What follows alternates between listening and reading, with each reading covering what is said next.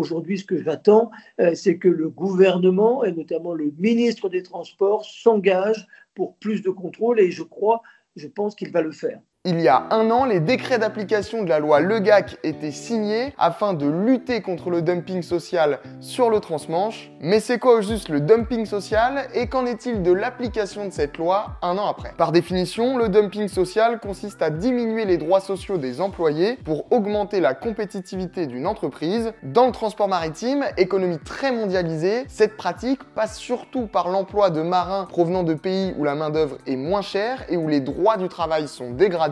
En 2022, par exemple, la compagnie britannique P&O Ferries, opérant sur le transmanche et dont les navires battaient pavillon chypriote, avait licencié 800 marins anglais pour les remplacer par des travailleurs étrangers venus d'Inde, de Colombie ou encore de Roumanie. En plus d'exploiter ces nouveaux marins avec un salaire plus bas et un temps de travail hallucinant de 7 jours sur 7 en mer pendant 4 mois d'affilée, P&O Ferries faisait une concurrence déloyale aux autres compagnies respectant le code du travail en vigueur. Pour lutter contre ce phénomène, le député du Finistère Didier Le Gac a réussi à faire adopter à l'Assemblée nationale une loi en mars 2023. Mis en application un an après, la loi dite Le Gac assure l'application du SMIC français aux équipages de toutes les compagnies maritimes qui assurent une liaison transmanche régulière avec un port français, quel que soit le pavillon du navire. Elle impose aussi à ces compagnies une durée de repos à terre des marins au moins équivalente à la durée d'embarquement, dont le temps maximal a été fixé à 14 jours. Pour s'assurer de l'application de la loi, effective depuis juin 2024, un dispositif de contrôle a été mis en place, mais qu'en est-il vraiment ?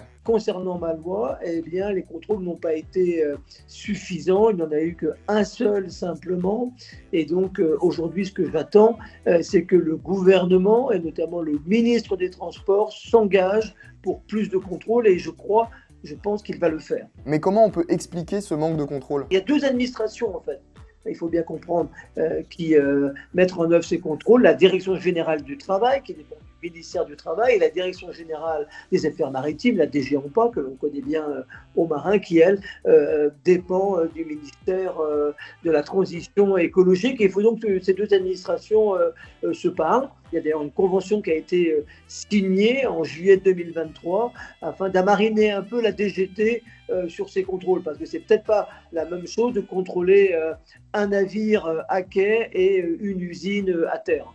Et enfin, est-ce qu'on peut imaginer l'extension de la loi Le Gac à la Méditerranée? C'est mon souhait, bien évidemment.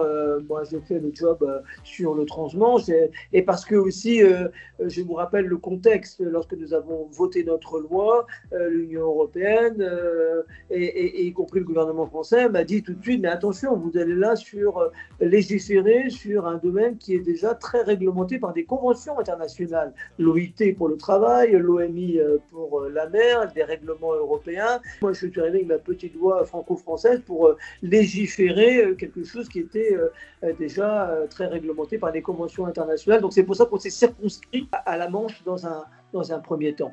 Mais bien évidemment, du côté méditerranéen, ils regardent ça de très près. Et puis je crois aussi que la loi française, eh bien, elle est en train aussi d'être regardée de plus en plus par les autres pays européens. Donc c'est tant mieux si effectivement on peut faire évoluer le droit européen, mais là c'est les parlementaires européens et au gouvernement, au Conseil des ministres européens de s'en saisir, bien sûr.